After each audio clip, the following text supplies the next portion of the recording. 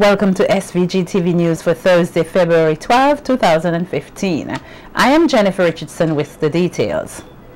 Homeowners of the government's Green Hill housing project are still in limbo with no definite word as to when exactly they will be able to move into their new homes.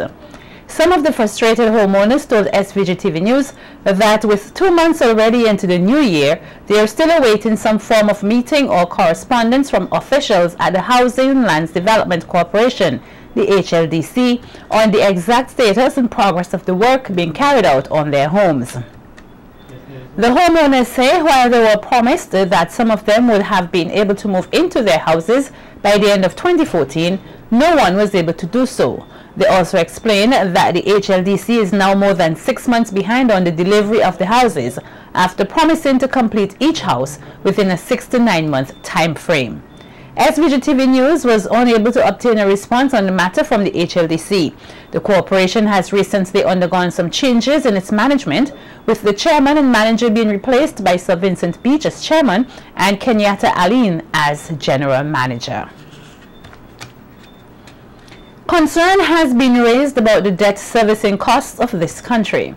This was expressed at a business luncheon at the Paradise Beach Hotel, hosted earlier today by the St. Vincent and the Grenadines Chamber of Industry and Commerce, looking at the recently presented 2015 national budget. Outlining aspects from a macroeconomic level, partner with KPMG for the Eastern Caribbean, Ruben John, said the global pressures such as the fall in oil prices, remittances, performances by other international economies, and direct investment have hindered how this country earns its money. John also noted that the grants that other countries freely give are no longer flowing due to their own financial constraints. You will see that there was $101 million that was there to, for debt amortization and $12 million for sinking fund contribution, which is a significant part of the budget. The other component being the $296 million for capital expenditure and $560 million for recurring expenditures. You can see that the debt servicing debt is a significant part of our structure. That is not unusual given the fact that our economies would have been affected adversely by the financial crisis in 2008, and as the recurring revenue from taxes and other non-tax measures would have declined. We would appreciate to keep the standard of living and to keep the economy going, governments would have turned to borrowing as a source of income. At the same time, donor grants from certain granting agencies and friendly governments would have declined, because as governments are faced with their own challenges, there's a restriction on the availability of funds to give to nations like ours. Meanwhile, on the topic of BICO and CLICO insurance financial collapse, KPMG partner Brian Glasgow stated that the Caribbean made progress through the negotiations of sale of the life insurance policies with Sagicor. He said policyholders now have the same terms and conditions, although it's with a different company. Glasgow also pointed out that the government of Trinidad and Tobago has made the commitment of US $100 million to policyholders throughout the Eastern Caribbean, and of that, US $40 million has already been issued. The KPMG partner, however, noted that the other US $60 million may not come soon because of the fall in oil prices, which has severely affected the Twin Island economy. He further stated that the Trinidadian government has promised to fulfill its objective despite the economic downfall. Of this, they have already paid out approximately $40 million, US dollars, which leaves a balance of $60 million US dollars.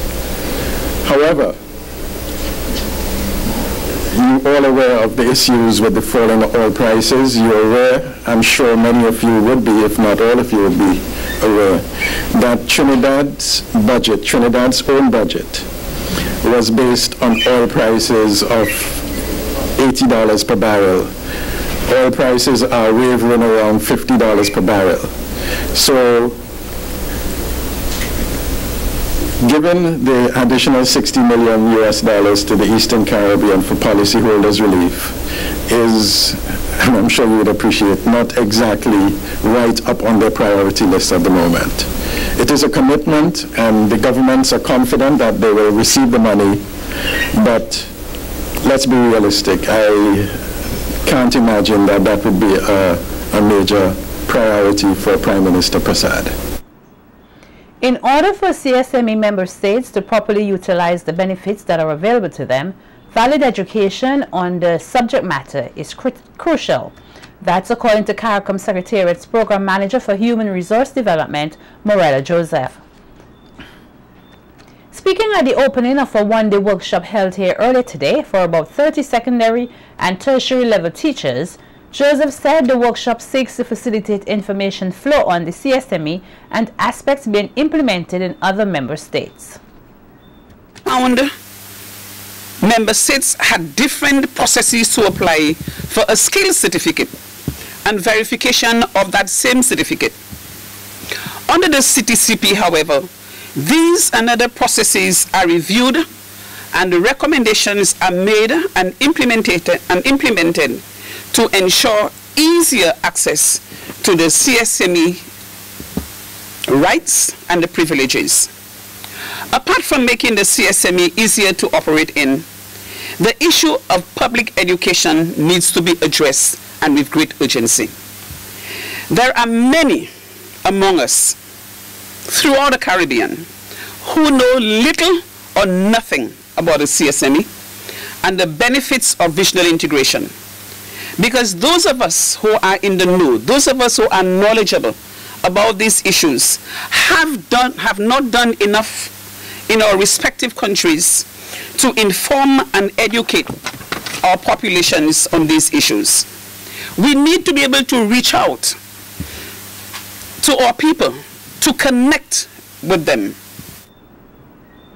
She told the participants it is important that they pass on the knowledge gained, especially to their students, so that they too will have a better understanding of the CSME and the benefits which comes along with it. St. Vincent and the Grenadines called for a school CSME education program with a focus on teacher training to influence curriculum. It was understood that the most effective and sustainable information channel is the classroom.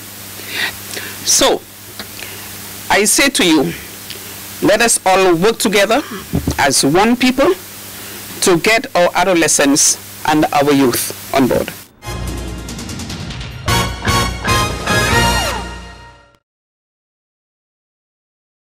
Persons here are invited to a public lecture next Wednesday in observance of Black History Month 2015. The lecture will be hosted by the Universal Rastafari Movement Incorporated. Representative Empress Madupi Jacobs told SVG-TV News that the lecture will take place at the Alliance Francaise from 5 p.m. and is urging everyone to make an effort to attend to learn how they can sustain themselves in the 21st century. This is an introductory to permaculture design or the philosophy, and we'll have Luc Punet, who is a farmer and permaculture designer, that will be on there. And we have two other guests, I believe is Ingrid Punet and another sister from the Leeward, as farmers, to talk about farming, natural farming, and ways that we can move forward in the 21st century to sustain ourselves. The Pan Against Crime Committee will later this month host a concert in solidarity with the families and people of Fancy as they continue the healing process from the January 12th rock gutter tragedy. Assistant Superintendent of Police Jonathan Nichols said the Grand Gospel Concert will be held on Sunday the 22nd February under the auspices of the Prime Minister's office.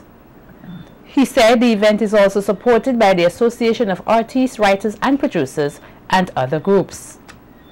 ASP Nichols noted that the event will also coincide with the 7th anniversary of the Pan Against Crime program, which is also the brainchild of the Prime Minister. The 22nd marks the 40th day and of the passing of our loved ones, our little children. And you know, in St. Vincent, the 40 days is a special day.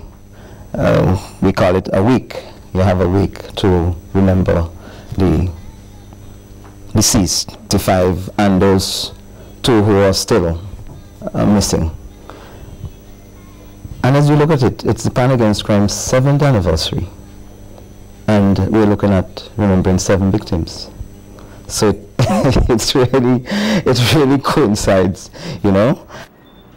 ASP Nichols is inviting everyone to attend the concert, which will also mark the 40th day since the rock gutter tragedy, and will begin at 3 p.m. at the Fancy Hat Court.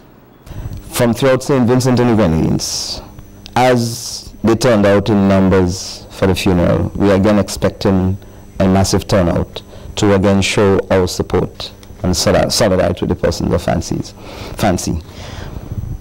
You know, it's not something that, when you look back, you know, I myself, I get very emotional, because although the children were not my children, I can feel for the parents. I have colleagues also who lost loved ones, and I still see their pain, I still see their sorrow, and you know, we have to do all that we can do to continue to support the residents, especially the parents, guardians, and close relatives of those who lost their loved ones. Telecommunications giant Digicel has signed on to be the lead platinum sponsor for the 3rd annual Karen Hines Phenomenal Woman Conference, slated for April 10th to 11th, 2015. According to the organizers, this sold-out conference will move to the Russell's Auditorium to accommodate the growing number of women and teen girls from across the region and the globe who attended the conference over the last 2 years. Marketing manager at Digicel, SVG Juno DeRoche, says that they are proud to be partnering with the conference, as they believe that by empowering women and girls, they are setting the stage to change the world one family at a time. The 2-day event will host a teen version of the conference for girls 13 to 17 on Friday, April 10th, and on Saturday, April 11th, the program will be all day for adult women 18 years and older. The theme for the 2015 conference is Unlocking the Secrets to Powerful, Profitable Connections. It will see speakers from the USA, Barbados, and St. Vincent, who will present on a variety of workplace, business building, and personal empowerment topics. Portions of the conference proceeds will benefit the local chapter of the Salvation Army. A 3-year jail term was this morning handed down to Keith Roy Franklin, a 30-year-old laborer of Chateaubelair. This after his lawyer Grant Connell mitigated on his behalf, asking the court not to impose a custodial sentence, stating that his client had thrown himself at the mercy of the court. Franklin was found guilty on charges including gun and ammunition. The court heard that, having received a report from a resident in Chateaubelair that Franklin had threatened him with a gun, the police went in search of him. Reports are that, having recognized the presence of the police, Franklin ran behind a building, during which time the gun with ammunition fell from him, which resulted in his arrest. In another court matter, Nicholas Hines, a 27-year-old national of Grenada, was ordered earlier today to pay a fine of $5,600 forthwith on a charge of possession of some 4.5 pounds of marijuana when he appeared at the Serious Offences Court and pleaded guilty to the possession of the drug. Reports are that on Wednesday, members of the Rapid Response Unit were on mobile patrol in the Petit Baudel area and, having received certain information, went to where the defendant was and met him with the controlled drug. He was arrested and charged for the offense.